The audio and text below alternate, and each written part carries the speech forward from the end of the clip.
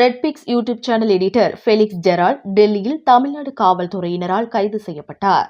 Redpix editor Gerald மற்றும் சவுக்கு சங்கர் ஆகியோர் மீது இந்திய தண்டனை சட்டத்தின் பல்வேறு பிரிவுகள் மற்றும் 1988 ஆண்டின் தமிழ்நாடு பெண் துன்புறுத்துதல் தடை சட்டம் ஆகியவற்றின் கீழ் வழக்கு பதிவு செய்யப்பட்டுள்ளதாக தெரிவிக்கப்பட்டது. டெல்லியில் பிரஸ் கவுன்சில் ஆஃப் இந்தியாவின் சேர்மனிடம் மனு கொடுக்க சென்றிருந்த ஃபெலிக்ஸ் ஜெரால்டை இரவு 11 மணியளவில் தமிழ்நாடு காவல்துறையினர் கைது செய்துள்ளனர்.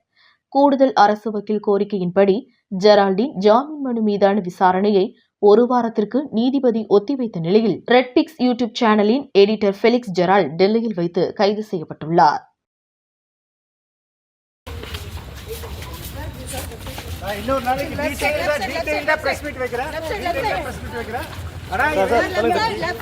நம்மளுக்கு எல்லா பத்திரிகைகளுக்கும் இதே நிலைமை திரும்பும்.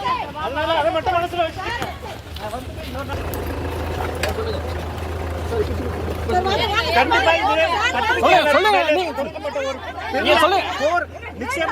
இது எல்லாருக்கும் இந்த நிலை வரும்.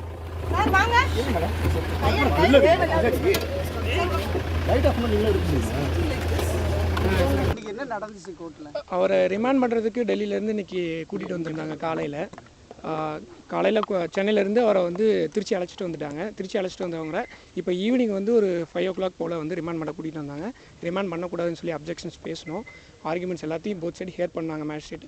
ஆனரபிள் மேஜிஸ்ட்ரேட் கடைசியில் அந்த வீடியோவும் பார்த்துட்டு ஆர்டர்ஸ் போடுறேன்னு சொன்னாங்க. வீடியோஸ் பார்த்ததுக்கப்புறம் அவங்க அவரை கன்ஃபைன் பண்ணுறோம், ரிமாண்ட் பண்ணுறோம்னு சொல்லிட்டு 27/5 வரலும் ரிமாண்ட் பண்ணியிருக்காங்க. மீன்வைல் நாங்கள் பெயிலும் அப்ளை பண்ணியிருக்கோம். Bail petition taken on file. கைது செய்து 2 நாள் ஆச்சுன மாதிரி அந்த மாதிரிலாம் மனுதாரரால் இன்ட்ரெஸ்டட் பார்ட்டிஸாக அவங்க எங்களையும் கேளுங்கன்னு சொல்லி கோர்ட்டில் பேசினாங்க. ஒரு 3 பேருக்கு மேலே இருப்பாங்க. இல்லை 2 லாயர்ஸ் இருந்தாங்க, 3 லாயர்ஸ் தான்.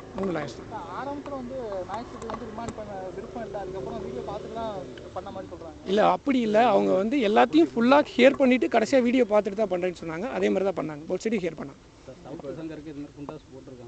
சரி, அது தெரியல. அது ஃபர்தராக ஃபியூச்சரில் என்னென்ன வரும் தெரியல. அதே செக்ஷன் தான் சட்டனாக ஆல்ட்ரு பண்ணியிருக்காங்க. 114 ஆல்ட்ரு பண்ணியிருக்காங்க. ரெடியூத் 114 எல்லா செக்ஷன்ஸும் சேர்த்திருக்காங்க. இல்லை பதிவு செய்யப்பட்ட செக்ஷன் எல்லாமே பெயிலபிளா நான் பெயிலபிள்? ஒரு செக்ஷன் மட்டும்தான் பெயிலபிள், மீது எல்லாமே நான் பெயிலபிள். இல்லை, நம்ம கண்டென்ஷன்ஸை கோர்ட்டில் கொடுப்போம். அவங்க என்ன சொல்கிறாங்கன்னு பார்ப்போம். கோர்ட் முடிவு எடுக்கிறதான கடைசி. ஏபி தர முடியாதுன்னு சொல்லுச்சு ஹைகோர்ட்டு. திருப்பி நீங்கள் போனீங்கன்னா என்ன சொல்லுங்கள்? ஏபி டேட் தான் போயிருக்கு, தர முடியாதுன்னு எதுவும் ஆர்டர்ஸ் வரல. அது பெண்டிங்கில் தான் இருக்குது. அதெல்லாம் அவர்கிட்ட நான் 15 minutes டைம் கேட்டேன், மெமோ கொடுத்தேன். மேஜிஸ்ட்ரேட் அலோவ் பண்ணாங்க. 15 minutes அவர்கிட்ட தனியாக கூப்பிட்டு நான் பேசினேன். அவர் இந்த மாதிரி ஏதாச்சும் உங்களை அடித்தாங்களா துன்புறுத்தினாங்களான்னு கேட்டால் அதெல்லாம் எதுவும் இல்லை சார் அப்படின்னாரு. கால் மட்டும் சொல்லிங்க இருக்குது ட்ராவலிங்னால அப்படின்னாரு. அதை மட்டும் தான் அழுத்தி எல்லாரும் கேட்டுகிட்டே இருந்தாங்க. கடைசியில் அது என்னென்னு கேட்டால் அவரே அதான் சொன்னார். ரொம்ப நேரம் உட்காந்துருந்ததுனால கால் சொல்லிங்க ஆச்சு, வேறு ஒன்றும் இல்லை. அவங்களா ப்ராப்பராக இது பண்ணாங்க. அதை மேஜிஸ்ட்ரேட்டையும் சொல்லியிருக்காரு. டெல்லி போலீஸ்லாம் நல்லா நாகரிகமாக தான் நடத்திருக்காங்க. டெல்லி போலீஸ் அக்செப்ட் பண்ணலை அப்படின்ற மாதிரி ஒரு ஸ்டேட்மெண்ட் சொன்னாங்க. அது என்னென்னா 167ல் 24 hours தாண்டி வரும்போது பெட்டிஷன் ஃபைல் பண்ணி ஆர்டர்ஸ் வாங்கணும். அதை வாங்க முடியல. காரணம் என்னென்னா இவர் பொலிட்டிக்கலி இன்ஃப்ளூயன்சர் பர்சனு, கூட்டம் சேர ஆரம்பிச்சிருச்சு. அதனால் 2-3 ஸ்டேஷனுக்கு போனோம், மேஜிஸ்ட்ரேட்டை பார்க்க முடியல. அப்படியே நாங்கள் வேறு வழி இல்லாமல் கொண்டு வரதா போச்சுன்னு சொல்லி போலீஸ் தரப்பு சொன்னாங்க. பெண் போலீஸார்லாம் நிறைய இருந்தாங்க, மேல் போலீஸ் இருந்தாங்க. ஆனால் அதீதமாக பெண் போலீஸ் தான் இருந்தாங்க. பெண் போலீஸார் நீதிபதிட்டே கடுமையாக அவங்களோட வாதம் இல்லை. ஓப்பன் கோர்ட்டில் அவங்க என்ன அவங்களோட கிரீவியன்ஸை சொல்கிறாங்க.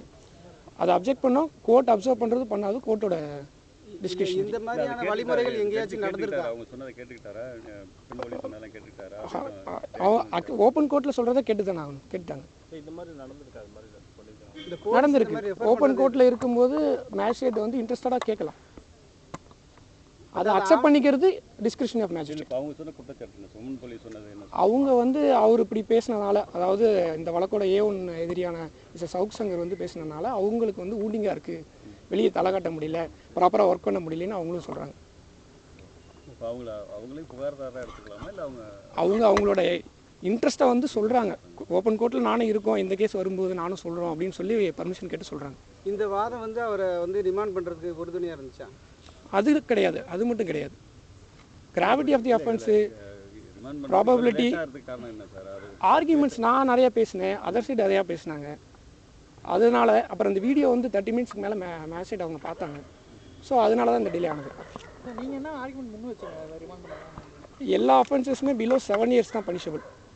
ஸோ ப்ராப்பராக வந்து நோட்டீஸ் கொடுக்கலாம், கிரிமினல் ப்ரொசீஜர் கூட ஃபாலோ பண்ணலாம், 41A ஃபாலோ பண்ணலாம், பிரசிடென்ட் ஜட்ஜ்மெண்ட்ஸ் இருக்குது, இதெல்லாமே இருக்குது, அதை ஃபாலோ பண்ணலாம். எடுத்த உடனே இவரை போய் டெல்லியில் போய் அரெஸ்ட் பண்ணுற அளவுக்கு இதில் ஒன்றும் இல்லை. இவர் வந்து ஜஸ்ட் பப்ளிஷர் தான். இவர் எதுவுமே வந்து தானாக வந்து இந்த மாதிரி அப்சன்ஸாக பேசலை அப்படிங்கிறத நான் சொன்னேன்.